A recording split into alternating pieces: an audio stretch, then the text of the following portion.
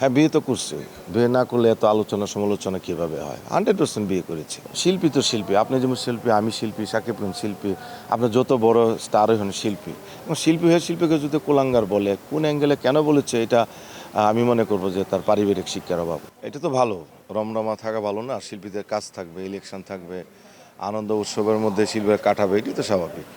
তবে ইলেকশন আসলে যে শুধু রমরমা, 12 মাস আমি চাই রমরমা থাকুক, প্রযোজকরা এগিয়ে আসুক, শিল্পীরা কাজ করুক। কারণ শিল্পীরা অনাথ না, তারা কারো দান দক্ষিণা নিতে চায় না, তারা চায় কাজ। কাজের ব্যবস্থা হোক। 18টা সংগঠন আছে, প্রত্যেকটা সংগঠনের কাছে আমার আবেদন এফডিসি কেন্দ্রিক সিনেমা হোক, শিল্পীরা কাজ করুক, সে সুযোগ সুবিধা করে দেওয়া হোক। এই সাহসটা আমি শুধু ছবি না, অলমোস্ট 120 প্লাস বা নট ড্রামা শিল্পী আমাদের এখানে যদি 400-600 শিল্পী থেকে থাকে, 120 জনের উপর আমার সাথে 120 জনের উপরে দীর্ঘদিন যাবত আমার সাথে কাজ করে আসছে, সিনিয়র জুনিয়র অনেকে প্রয়াত হয়েছেন। এটা আমার ভালো লাগা থেকে, কারণ আমি তো অনেক দিন, আমার 38 ইয়ার্স রানিং আমার মিডিয়াতে। তো আমি টেলিভিশনে যখন কাজ করি আমি চিন্তা করি যে আমার ফিল্মের ভাই বন্ধুরা যারা সিনিয়র জুনিয়র আছে সবাই কাজ করুক। সেই দৃষ্টি থেকে কিন্তু আমি টেলিভিশন মিডিয়াতে অনেক জনপ্রিয় শিল্পী এবং যারা শিল্পী তাদের আমি নেওয়ার চেষ্টা করি, নিচ্ছি। যারা কাজ করেনি তারাও করবে। তা আমার মতো আরও অনেক নির্মাতা আছেন, তাদের এগিয়ে আসা উচিত যারা মিডিয়াতেও কাজ করেন। আর সিনেমা, আমি ফার্স্ট সিনেমা বানিয়েছি, তাও আমার সিনেমাতে প্রায় 25 জন আর্টিস্ট কাজ করেছে। সামনে আরও 2টা সিনেমা আমি ধরছি, একটা সিনেমা দেশে বাইরে নিয়ে যাচ্ছি। তো ওখানেও আমার শিল্পী ভাই বোনেরা থাকবে, যারা কাজ করেননি তারা করবে। আমি চাই তারা কাজ করুক, শিল্পীরা কাজ দিয়ে বেঁচে থাকুক, ভালো কাজ দিয়ে সুনাম বয়ে আনুক বিশ্ব দরবার থেকে। আমি হচ্ছি যে শিবা শানু প্যানেল থেকে ইলেকশন করছি, ইসি মেম্বার, সম্মানিত একটা পোস্ট। শিল্পীদের ভালোবাসে, তারাই ফোন দিয়েছে, উস্তাদ আপনি দাঁড়ান, ভাই আপনি দাঁড়ান, আপনি আমাদের কলিগ। তো ওই পয়েন্ট অফ থেকে ইসি মেম্বার হিসেবে দাঁড়িয়েছি। আল্লাহর মতো আশা করি যে সবার দোয়া, ভালোবাসা এবং ভোট দিলে আমি পাশে আছি, পাশে থাকতে চাই। বড় পোস্টটা কেরিয়ার করার মতো আমি সময় দিতে পারবো না, কারণ আমি প্রচুর কাজ করি, দেশ বিদেশে মিলিয়ে দেশে বাইরে যেতে হয়। আমি একটা পোস্ট নিলাম, আমি শিল্পীদের পাশে থাকতে পারলাম না, সেটা আমার বিবেকে বাধা দিয়েছে, তাই আমি কোনো পোস্ট ক্যারি করিনি। ইসি মেম্বার হচ্ছে যে সম্মানিত একটা পোস্ট, আমাদের এত অ্যাটেন্ডেন্ট প্রয়োজন হয় না, যার জন্য আমি মনে করলাম ঠিক আছে এই সম্মানিত পোস্টেই থাকে। ইনশাল্লাহ অনেক, কারণ একদিনের আলটিমেটামে 25টা হল পেয়েছি, পরে আর 12টা, 1 তারিখ থেকে আরও 15টা হলে চলবে। আর আর জুলাইয়ের 7 তারিখ থেকে চলবে মালদ্বীপ, শ্রীলঙ্কা, এরপরে লন্ডনে, পোল্যান্ডে, আমেরিকাতে, কানাডাতে, মালয়েশিয়াতে, কাতার, আবুধাবি, এরকম বিশ্বব্যাপী সব জায়গায় আমি সিনেমাটা নিয়ে মুভ করছি। পাশাপাশি শো দুটো একসাথে নিয়ে মুভ করছি, দেখা যাক, বাকি আল্লাহর উপর ভরসা। কন্টেম্পোরারি সিনেমাটা আসলে যারা অপপ্রচার করেছে, যারা দেখেছে, তারা পরশুদিনে আমার অনেক ভক্ত ছবি দেখে এসে এফডিসি ধরলো যে ভাই এত সুন্দর একটা গল্পের সিনেমা। যারা আপনার সিনেমাটাকে নিয়ে না দেখে, সিনেমা গল্প না জেনে, কিছুই না জেনে বলল নাটক, তারা আসলে অমানুষের বাচ্চা, এভাবে গালি দিল আমার সামনে। তারা আসলে মানুষ না, মানুষ নামে পশু, কুকুর, এভাবে গালি দিল। আমি বললাম যে ভাই এভাবে বললেন না, অনেকের তো অনেক কাজ করবে, সবার কি উত্তর দেওয়া হয়? কুকুরের কাজ কুকুর করে, তাহলে যাকে কামড় দিয়ে সে ভুলটা করবে, তাদের আল্লাহ হেদায়েত করুক, মানবিক বানাক। কারণ আমার সিনেমাটাকে তারা নাটক বানিয়ে একটা শ্রেণী অর্থ এবং স্বার্থের জন্য অনেক ক্ষতি করেছে, কারণ তখন তো আমি 50টা হল পেয়েছিলাম। তো এটা যদি নাটকই হতো তাহলে এফডিসি থেকে অনুমোদন তো সিনেমা, প্রযোজক সমিতিতে টাকা দিয়ে ট্যাক্স ব্যাট দিয়ে সিনেমা, মিনিস্ট্রিতে যখন আমি দেশে বাইরে শুটিং করতে যাব তখন লেখা সিনেমা, শুটিং করে এসে প্রিভিউতে দেওয়া সিনেমা, ট্রেইলরের সিনেমা। এই যে হঠাৎ একটা মায়া কান্না, আমাদের দেশের মানুষ না, আসলে আমরা পুরুষাসিত সমাজে মেয়েদের কোনো কণ্ঠ শুনলে পাগল হয়ে যায়।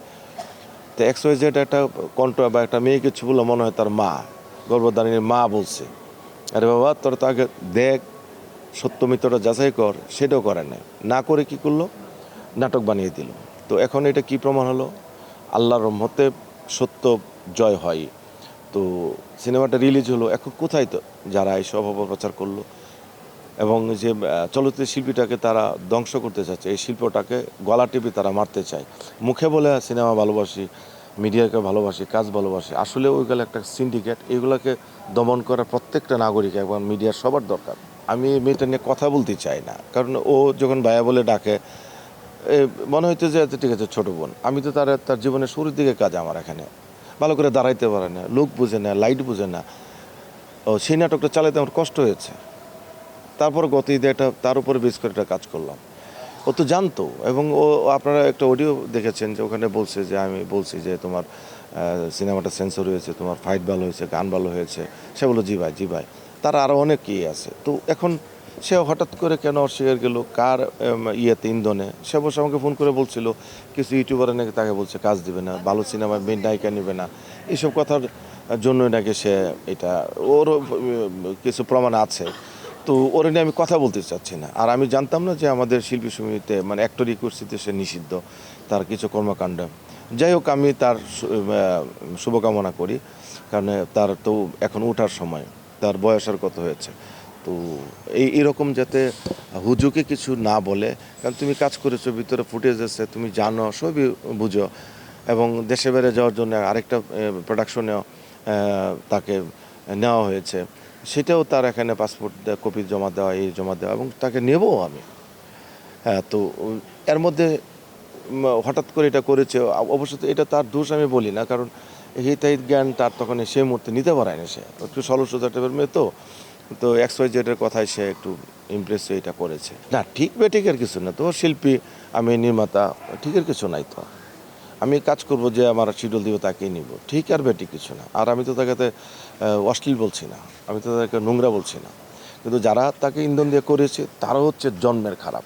হ্যাঁ, বিয়ে তো করছি, বিয়ে না করলে এত আলোচনা সমালোচনা কীভাবে হয়? 100% বিয়ে করেছে। সেটা আগে সিনেমা হলে যেতে হবে, দেখতে হবে কীভাবে বিয়ে করেছে, তখন এটার উত্তর আসবে।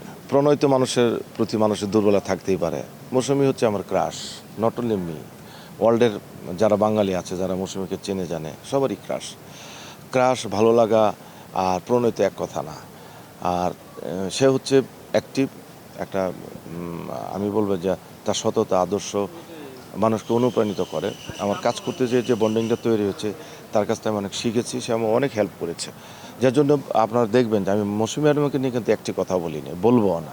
এবং মৌসুমী ম্যাডাম নিজেও আমাকে নিয়ে কিছু বলবে না, কারণ সেও তো আমার কাছে বেনিফিট নিয়েছে, আমার তো অনেকগুলো কাজ করেছে।